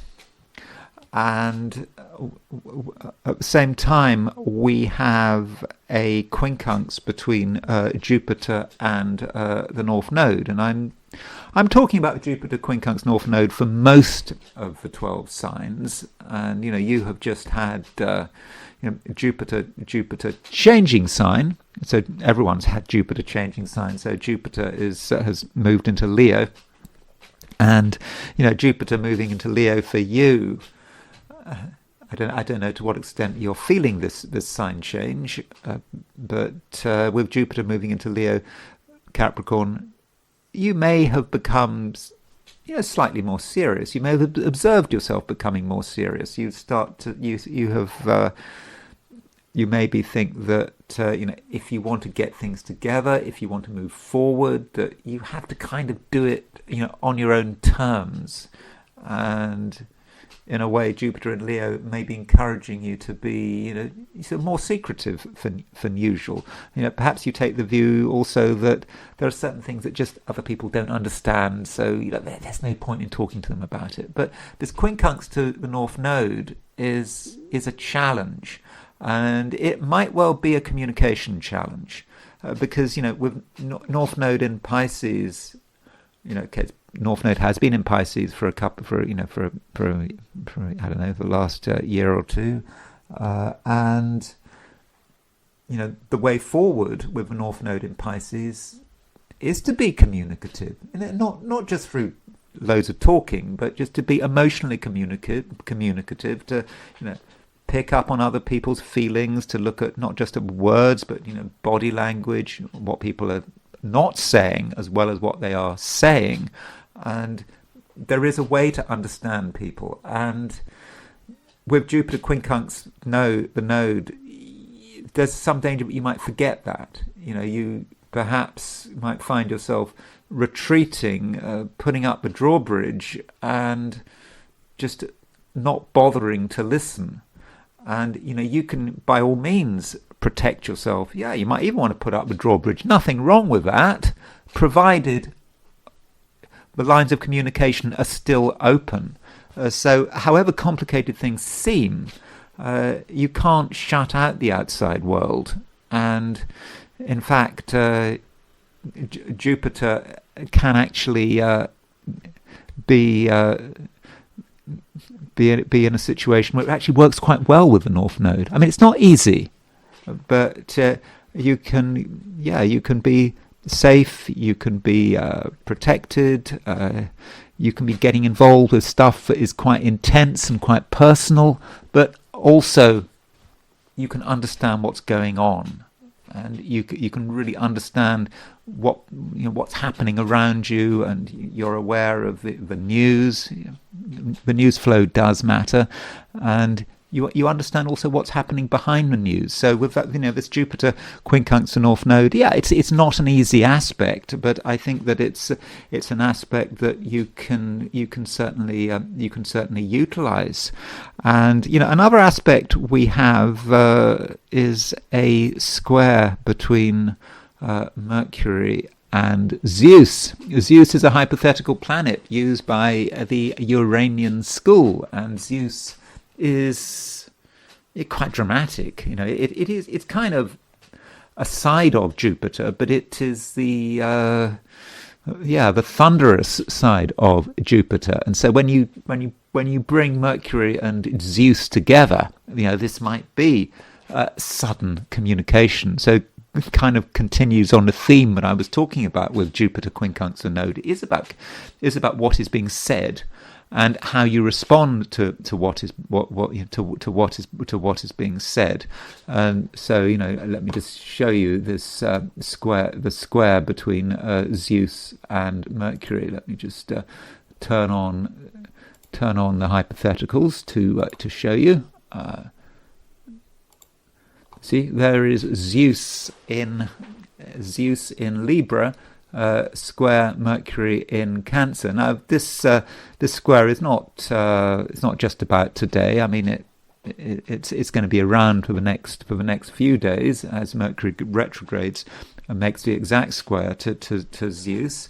But it just might be that someone maybe says something that you were not expecting, and your first impulse might be shock, horror. You want to run away, you want to retreat, you want to put up the drawbridge. But I think it's important to hear people out and try to understand what is going on. And so don't exaggerate the situation. Don't be afraid of the situation. And if you do hear something unexpected, you see someone doing something that you really hadn't considered. Maybe in a way it's moving you on. Perhaps there's something you had held back on, but someone else is not holding back on it. They want to bring it to the fore. And so sometimes having things being spelt out in no uncertain terms, sometimes it can be of a benefit to everyone, you included. Aquarius. So Aquarius, the moon is still moving through your sign, and the moon in Aquarius does make an opposition to Venus. So the moon opposition Venus, is one of the sort of main aspects of the day. So moon in Aquarius, opposition Venus in Leo. This aspect may well say something about relationships, how you get on with other people, and it's an opposition. There is a certain lack of ease here. But some people can't be entirely avoided. You might not want to engage, but somehow you kind of have to. And it might seem to you that there are certain people who want a lot of attention, perhaps more attention than you feel they deserve. But just because someone wants a lot of attention doesn't necessarily mean they should be ignored. Some people maybe deserve attention. Or if you're feeling resentful that someone's getting a lot of attention, maybe that's kind of saying something about you. Maybe at some level you are looking for attention. Yeah, I know the moon is in Aquarius, and you think that, the moon in Aquarius is, very detached and, independent-minded. Moon in Aquarius can look after itself. I mean, at least that might be the story that you're telling yourself, but maybe you are looking for appreciation. And that's okay. That really is okay. And probably at some level you deserve appreciation. And, it's maybe okay, Aquarius, to talk up some of your achievements. You may sort of intellectually think that it's not the right thing to discuss what you did in the past. You don't want to boast, but there is a time for being honest, and you can be honest about what you can do, and you can be honest about what you've achieved in the past, and through that honesty you can get recognition, deserved recognition. But nonetheless, this moon opposition Venus means possibly that certain relationships do have to be worked on, and they shouldn't be allowed at the same time to dominate proceedings. One aspect we do have is a quincunx between Jupiter and the North Node. And, this probably is important for you because, Jupiter's just moved into Leo. And so, with Jupiter moving into Leo, this is a time where many Aquarians might be sort of focusing more than usual on other people, on their various relationships, and that's fine.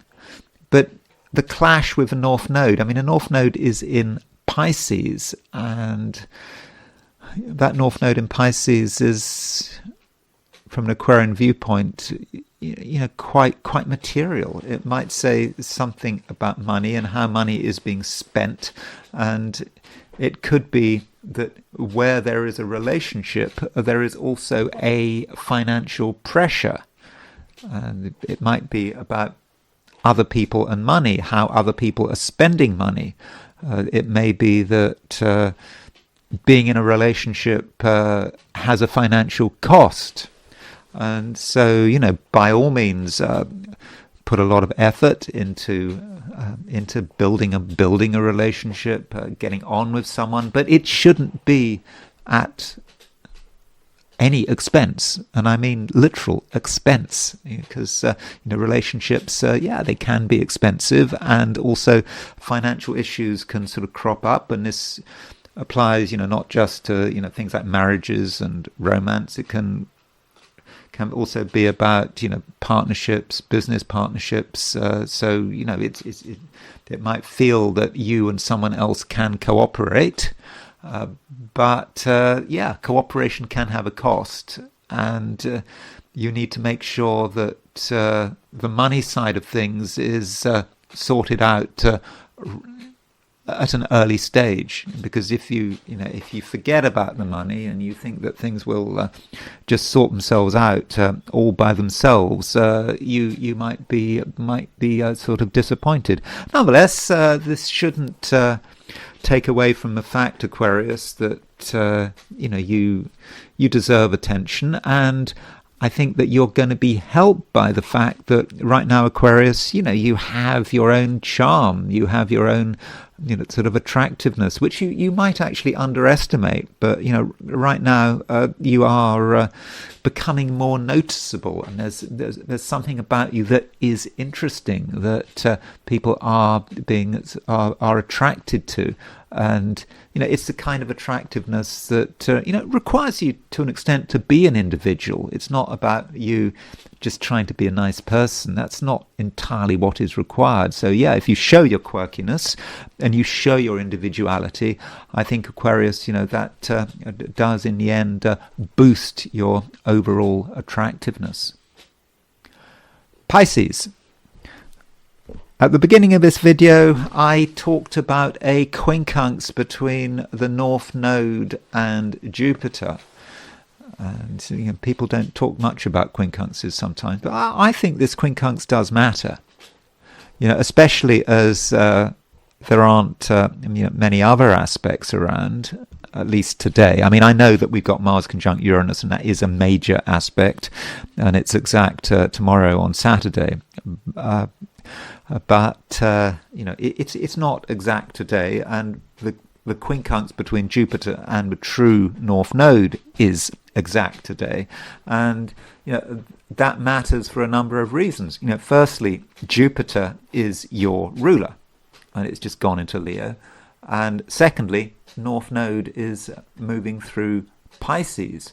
So when we're looking at a quincunx like this or an aspect like this, we should be looking at things from both planets or both points perspective. What about the North Node? What is the North Node trying to do? What is it trying to achieve? So, with the North Node in Pisces, still in Pisces, I mean, North Node is going to go back into Aquarius very soon. I think later this month it goes back into Aquarius. But while Jupiter is in Pisces, you need to be thinking about your own interests. You matter. If you've got the choice, this is a time to be putting yourself first, and it's not about spending a lot of time doing things for other people. If you are with other people, make sure they carry their weight. There is some danger with North Node quincunx Jupiter that you take your own responsibilities too far. You think that it's all down to you to make everything happen, to, prepare things, organize things. I don't know if you're in the United States, so I don't know, does this July the 4th, does that need organized? I don't know, but it kind of might feel that it's all down to you. And you might be very keen to just take on new responsibilities. Okay, maybe not keen to take on responsibility, but you just do it. It kind of seems natural. It seems to be, the right thing to do. But it might not be the right thing to do. You have to incorporate both the North Node and Jupiter. So, by all means, be responsible. Do what is expected of you. Make sure that everything is running smoothly. But at the same time, you have to also make sure that your own interests are always taken into account. And as Jupiter moves through Leo for the next year and more, I mean, I think that it is going to be a time when Pisceans are going to be very much aware of those responsibilities. But this quincunx is a reminder, if we look forward to the next year and more, that you matter, and you're doing things to an extent to serve your own interests, and that absolutely is okay. And so there is a right way of looking at this quincunx. You shouldn't see responsibility as being just completely negative. It's just being about you doing things other people's way and you martyring yourself. It is absolutely not a time to be martyring yourself. Everyone has to pull their weight, and you need to be able to express your needs, but at the same time be prepared to put in the work. But hopefully it will be done with other people's cooperation, but not necessarily with other people's leadership. You need to, in the end, make the decisions, and I think that's going to be quite important over the next couple of days. It's not about doing what other people say. And I think that if you make the effort, Pisces, I think that you can really sort of demonstrate real authority. And if you're prepared to exercise this authority, you will be listened to. And that's it with the 12 signs. And now I want to turn to the I Ching. So I asked the question, what is Friday going to be like for those watching the I Ching section of this video? And the first hexagram I got was hexagram number 40, which is deliverance. So deliverance indicates that we might be in a bad situation, a situation that could certainly be better. We want to get out of it, but how do we get out of it? And the I Ching is saying that there is very much an escape route. So, for example, you might have made some commitments for today, Friday. Maybe you made some commitments for the weekend as well, and you're not really interested anymore. You've had a change of mind, or you've made some agreement, and you want to get out of the agreement, or you're just in a mess. It might just feel like that. How do you get out? You've started some kind of operation, a sort of enterprise, a task, and it's not working. And you want to end it. You want to run, and this hexagram is really indicating that you can run. Okay, you've got to do it in a decent way.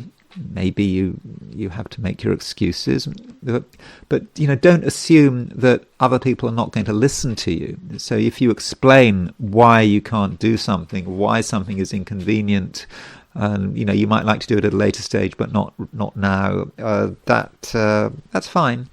Or you just could have made an agreement which you on second thoughts you just know it's going to end badly, and you want to get out of. So you're not as committed as you think you are. You're not as stuck as you think you are. And we've got two moving lines, and the second line moves, and the second line indicates that there are some sort of quite dangerous forces out there. And the second line, we had this quite recently, and the symbolism one takes from the second line from the bottom is 3 foxes. And 3 foxes are cunning animals. It might be literally 3 people who are up to no good, 3 situations you want to get out of, or it just could be just a cabal of people who are just really are quite dangerous, and you can see them and you can deal with them. And so if you're up against serious opposition, if you're up against people who are deceptive and who are trying to undermine you, then that second line indicates that maybe you have a chance to sort of spot them and isolate the problem and remove the problem. And then the fourth line moves, and with the fourth line moving, in order to free yourself, to make the break, you have to clear the clutter. And part of that clutter might be certain people who are clinging on to you. These people clinging on to you, well, this is I Ching world, this is I Ching language. And, they're seen as being in some way, inferior. That's how I Ching likes to talk about such people. And these inferior elements, they are holding on. They're trying to hold you back. They're trying to keep you in a situation where you're in danger, frankly. And help is around the corner. There are people out there who can help you. They can look after your interests. They can support you. But you can't have both. If you want to hold on to the good, if you want to find the good, you kind of have to get rid of the bad. So there may be certain people, certain things that you have to get away from in order that you can, so in order for you to find the people who really are going to look after your own interests. But you're able to make this transition. So overall, this hexagram deliverance really does indicate that you can really shake free all of the garbage, all the stuff holding you back, and then you can move to the second hexagram. And the second hexagram is hexagram number 2, which is the receptive. You can see all the lines are broken, and it's pure negativity. So you clear the decks with deliverance, you make your escape, and then there's nothing that has to be done. You don't have to initiate anything. You don't have to do anything. In fact, it's best not to initiate anything. That is a receptive. The receptive, the Wilhelm translation talks about the perseverance of the mare, as in female horse. That is seen as a negative energy. I suppose the positive energy of a stallion. But so there's nothing that has to be done. Your perseverance is in your negativity. It's in your refusal to get involved. Yeah, there may be things that want your involvement. You may be tempted to take the initiative, but now is not the time. And if you just let things take their course, not responding, you can be an observer, and you're not going to be affected or damaged by ongoing events. And this is kind of useful when we think about the fact that we've got a Mars-Uranus conjunction. This Mars-Uranus conjunction, I've been going on and on about it, and it's quite a dangerous energy. And so the question is, how do you deal with Mars-Uranus conjunction? Well, you just you just let go, and then nothing can nothing can destroy you. Because you're not resisting, you're not participating, and I think that is the right approach. So that's it. Thank you very much for watching this video. If you enjoyed this video, I'd be very grateful if you were to like it. If you're not subscribed, I'd be super grateful if you were to subscribe. If you want to buy me a coffee, there's a link in the description, and I will talk to you again tomorrow.